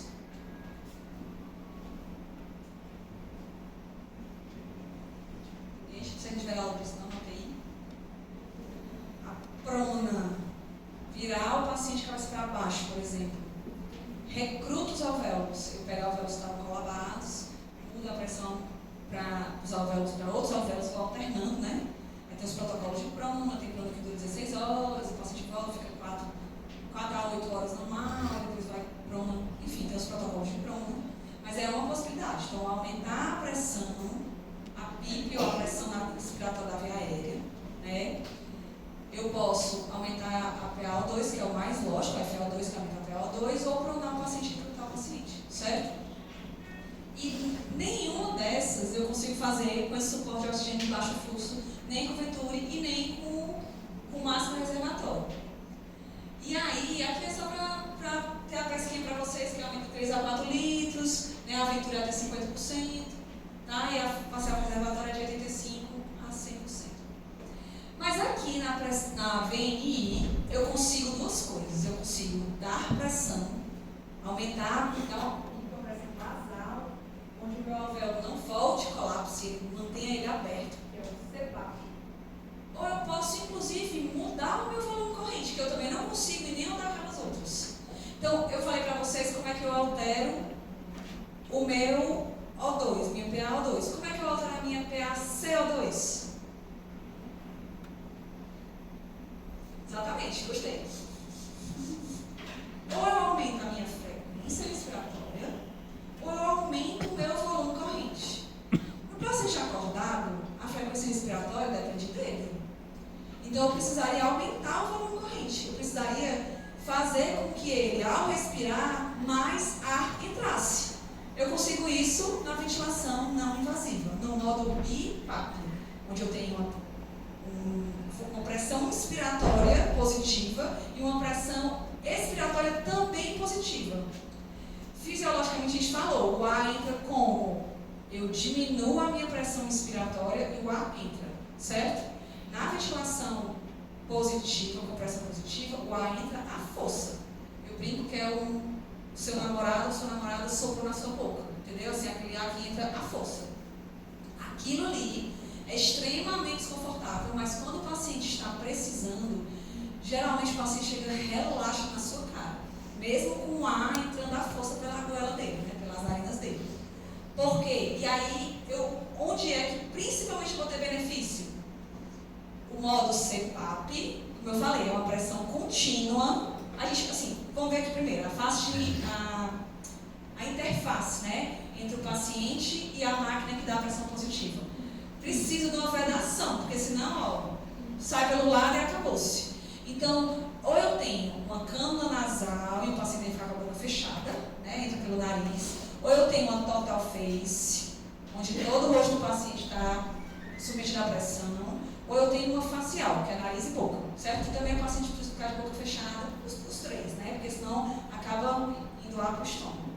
E ou eu submeto o paciente a uma pressão contínua, que é usada, inclusive, não sei se algum de vocês já viu alguém que dorme com CPAP, que ronca, né? Isso aí é porque é para tentar manter a perfusão não, a entrada de ar, quando a língua baixa, por exemplo, quando o paciente tem apneia do sono, que é para o mecanismo obstrutivo, ele vem seria aquela barreira, a via aérea perde e fica, né? Ou uma edema de pulmão, onde eu preciso apenas que a pressão na via aérea fique contínua para eu não transudar líquido para dentro do meu alvéolo. Então eu aumento a pressão, crio uma resistência para a transudação do líquido e o paciente melhora a congestão. Mas no DPLC, por exemplo, eu preciso que o volume corrente mude. Senão não vai adiantar. Só CPAP não serve de nada. Porque eu não aumento o volume corrente. Visto que a frequência respiratória, geralmente o paciente comanda. Eu posso até botar uma frequência respiratória no BiPAP, mas vai ter assincronia com o paciente e a ventilação, certo? E aqui, ó, só para vocês verem o monitorzinho, aqui é um BiPAP. Então ele controla a pressão respiratória, a pressão final, pressão respiratória, a pressão final. Tem 2 níveis pressóricos. E aqui a pressão final ela é positiva, diferente do paciente na inspiração que, quando a gente faz aqui, a pressão negativa, certo? O ELMO, que também é importante vocês conhecerem, apesar de que o uso dele pós-Covid ficou bastante limitado, né? Mas ele é um tipo de ventilação não invasiva do modo CPAP, onde eu consigo juntar e mesclar com alto fluxo, onde eu consigo altos fluxos de oxigênio, porque isso aqui, pessoal, se for no ventilador normal, eu consigo botar uma FO2 100%, mas se for no aparelho BiPAP normal, é só o catéter. Ele acopla um catéterzinho bem aqui de oxigênio, aqui ó, bem aqui esse catéterzinho de oxigênio, e você coloca lá no fluxômetro até 6 litros. Então, a depender da essência respiratória do paciente, eu não consigo dar FO2 perto de 100% não. No ventilador eu consigo. E o ELMO, ele faz isso. O ELMO, ele pega uma pressão contínua na via aérea positiva e junta com oxigênios a 100% em altos litros, certo? Que é uma interface tipo Helmet, já existia antes, tá? E aqui é uma iniciativa nossa, do Dr. Marcelo Canto, nosso cearense, né? Ajudou a salvar muitas vidas, com experiência muito positiva na pandemia. Aqui, a VNI, né, como eu falei para vocês, quais são as principais indicações, nível de evidência 1A? DPLC descompensado, edema de pulmão, e insuficiência respiratória e imunocomprometido não está bem estabelecido, assim como suporte pós-intubação, certo? Essas duas são nível 1A de evidência. DPOC descompensado, você vai usar o BIPAP, edema luz de pulmão, você vai usar o CPAP. Ah, professora, mas eu já vi que um paciente com pneumonia, botou na VNI, ele teve um suporte bom. Se a SARA for leve, se a insuficiência respiratória for leve, você pode usar. Se for moderada a grave, os desfechos já não são tão adequados e você teria que até a canulação até um pouco melhor, mas depende, assim, né? Enfim, poderia ser no contexto de eu não ter intubação, eu estou posto na intubação, mas daí você não posta na intubação, certo? E as contraindicações da VMI, que isso aqui é importante, tá? Então, até aqui a referência está errada, essa tabela é do último volume 2022. Qualquer condição que indique intubação traqueal, pessoal, você tem que intubar. O paciente está instável na sua cara, você tem que intubar. O nosso paciente do caso 3 estava instável. Ah, professor, mas você disse que se fosse hipertenso. Se ele fosse hipertenso, ele não estaria um pouco mais estável. Ou então, mesmo hipertenso, se ele estiver saturando muito, não, isso aqui não está dando certo, ou tiver torácica refratária, estiver infartando, estiver com alguma intercorrência da arritmia grave, que são critérios de estabilidade, não posso usar VNI, mesmo no paciente com crise hipertensiva, certo? Rebaixamento do nível de consciência, né? Se for DPOC, você pode fazer um trial. Se não for DPOC, que a própria acúmulo de CO2 vai levar o paciente à tensonolência e rapidamente vai reverter, se for, por exemplo, edema agudo ou outra causa, você não pode usar, certo? Rebaixamento do nível de consciência no DPOC, um paciente com Gleason D10, você pode usar um trial. Se não, intubação traqueal. Incapacidade de cooperar, proteger as vias aéreas ou manejar secreções. O paciente está vomitando, o paciente está com muita secreção. Aí eu vou lá e está com a pressão positiva e ele vai broncoaspirar. Então eu não posso. O paciente com a hemorragia digestiva alta, vômitos incoercíveis, muita secreção na via aérea, tem que ser intubado. Para proteger a via aérea, porque senão vai broncoaspirar e vai piorar mais. Cirurgia facial neurológica ou trauma com deformidade facial que eu não consigo acoplar a máscara. Não dá para usar. Obstrução fixa das vias aéreas superiores. Não dá para usar, certo? Porque eu vou fazer a operação positiva, vai lesionar mais, não vai entrar o âmbito, não. Instabilidade hemodinâmica, já falei, né? Arritmia, qualquer instabilidade clínica que você vai entubar de cara e hemorragia digestiva alta, certo? A cânula nasal de alto fluxo, ela é um catéter nasal que conseguiu 1 litro de 60 litros de oxigênio e ele consegue uma pressãozinha de 4 a 6 milímetros de mercúrio. Então, é muito bom, por exemplo, o paciente do nosso caso 3. A paciente que tem pneumocistose, que tem uma hipoxemia franca, eu preciso de um oxigênio muito potente para ela e eu não vou conseguir isso na reservatório. Se eu não tiver nada, eu vou no reservatório, mas provavelmente isso não vai sustentar e eu vou precisar entubar. Ela, porque é imunocomprometida, eu posso tentar segurar no alto fluxo. Se eu não corrigir a hipoxemia, pelo menos na 92 ali, com alto fluxo, senão eu vou ter que entubar também, certo? E aí, o que ele é? Tá, Marco, tá acabando, obrigada. Aí, pessoal, ó, o que é que precisa, né? É uma fonte de oxigênio na parede, depende, tem algumas que tem função de 60, tem um com 2 de 30. Ele umidifica e dá, né? E aqui as indicações, como eu falei. Ela, a cânula nasal, assim como a ventosa, pode ser usada em insuficiência respiratória leve, uma pneumonia, se for um caso mais controlado, né? Uma SARA leve até moderada. Imunocomprometidos, pacientes que não vai ser intubados, no ventilatório. Mesma coisa daquela VMI, as indicações off-label, né? E a intubação traqueal é quando eu passo a glote e faço uma via aérea invasiva, onde eu controlo tudo. O paciente está sedado, analgesiado, e eu faço todo o controle dele de qual é a frequência respiratória. Eu não respondi a vocês, né?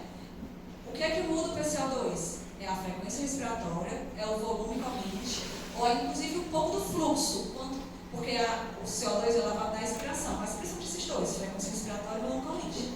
E aqui eu controlo absolutamente tudo isso. Então, as indicações de intubação traqueal, principalmente estabilidade hemodinâmica, não conseguir manter um volume corrente, por exemplo, uma doença muscular com capacidade vital maior que 15, diminuição do drive respiratório, né? Ou se você entender que o paciente está com iminência de parada cardíaca, por exemplo, o paciente está muito estável, vai parar o paciente. Aqui tem os outros off-label, redução pressão intracraniana, diminuir o consumo de oxigênio na sepse, né? Mas principalmente é a questão da fadiga mesmo. As complicações, barotrauma, altas pressões relacionadas à ventilação mecânica lesionam os alvéolos, volume aumentado também lesiona os alvéolos, e você aumenta a chance de infecção, porque você tirou a proteção do paciente, certo? Além disso, você precisa de certa analgesia, e o paciente pode ficar com doenças neuromusculares, principalmente neuroplasticidade crítica. Para terminar a nossa aula, certo? Aqui é só um fluxograma para organizar a cabeça de vocês. Você, ao tentar atender o paciente, você vai tentar se estar instável ou estável. Se ele estiver instável, com iminência de parada cardiorrespiratória, diaforese, esforço respiratório excessivo, sonolento, não protege a aérea, intuba, certo? Se ele não estiver assim, você vai suplementar oxigênio, fazer a gasometria, raio-x, o eletrofísico e vai avaliar a causa de base. Se ele for candidato a VNI, né, ele tem uma depressão exacerbada, ele tem anemia de pulmão, ou até com um alto fluxo, né, um hipoxêmico, que eu posso segurar um pouquinho imunocomprometido, que vai tentar o alto fluxo primeiro, aí você pode indicar a VNI ou alto fluxo, se não, você vai entubar o paciente, certo? E aqui é só mostrando quais são os principais fatores de mau prognóstico que indicam a intubação traqueal. Saturação, alteração sensório, desconforto respiratório importante e iminência de parada cardíaca, certo? Mesma coisa. Indicações de VNI, se for DPOC, agudo, ou avaliar um alto fluxo numa infecção pulmonar, comprometida, uma pneumonia leve a moderada, certo? Se não, intubação traqueal. E nos nossos casos, vocês entenderam por que o caso não foi intubado, pessoal? Ilha Barré, acidose respiratória, importante, eu tenho que intubar, porque ele já está com falência respiratória. Porque ele não tem o drive diminuído e a imunoglobulina, a plasmaférese e o diabato não vão reverter em minutos, vão reverter em horas ou dias. E aí o paciente pode ter uma parada cardíaca e morrer por acidose respiratória. O nosso caso 2, né, que é uma paciente com insuficiência respiratória hipoxêmica por uma pneumocistose, por exemplo, se eu conseguir uma cânula nasal de alto fluxo que consiga dar conta disso aqui, ela tem registrabilidade clínica. E talvez eu consiga um pouquinho de pressão positiva, melhore o conforto respiratório dela. Se não, é intubação traqueal. Porque ela está muito hipoxêmica e provavelmente nem a Venturi, nem a reservatória vai dar conta dela, certo? Já tem fadiga respiratória, tem dispneica, tá bom? Nesse ponto, o gradiente alvéolo arterial, eu calculei tudinho, ó. O dele, nosso caso 1, 6, menor que 10, normal. No caso 2, 61, né? Alteração de membrana. No caso 3, nosso paciente com edema agudo de pulmão, por insuficiência cardíaca descompensada perfil C, que a gente teve que fazer neotrópico, né? Droga vasoativa, entubar, o gradiente dele 57. E ele estava instável hemodinamicamente, pessoal. Aqui é a intubação traqueal, nunca do pipoca, certo? Chegou, começa a menor, intuba e pronto. E no paciente do caso 4, super estável hemodinamicamente, com TEP, suporte de oxigênio catéter,